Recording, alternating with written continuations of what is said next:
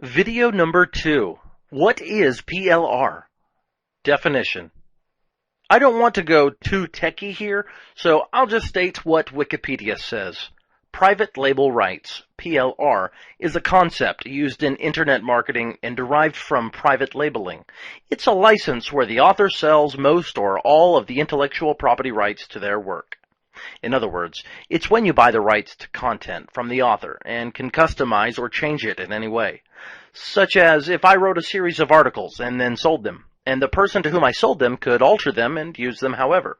For example, if writer A creates content, they may sell the private label rights to writer B and allow writer B to make certain allowable changes, add their name and company, etc., and then resell the content.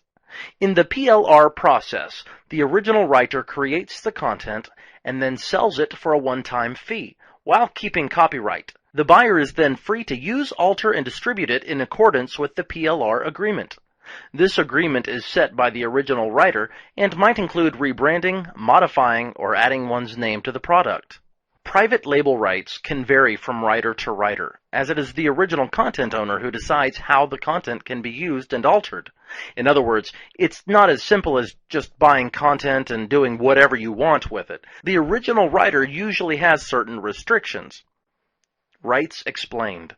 There are several categories of content rights, and it's important to understand the differences so that you can make the most of your business and content without having to worry about legal or plagiarism problems. Resell rights. Normal resell rights allow the buyer of the original content to resell that content. Usually, the content must be sold in its original state, and it contains a PUO, personal use only, disclaimer. Sometimes there are restrictions, such as a certain price requirement given by the original writer.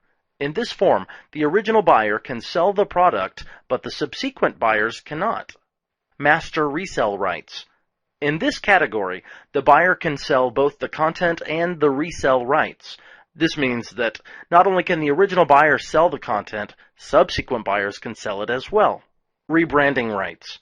With rebranding, the original buyer of the content can replace the writer's links with their own.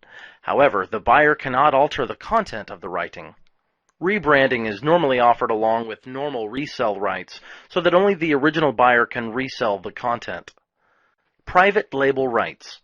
As stated above, when the buyer purchases private label rights, they may alter or edit content and resell it.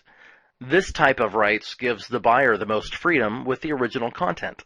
However, the original creator may still include certain restrictions, which must be followed.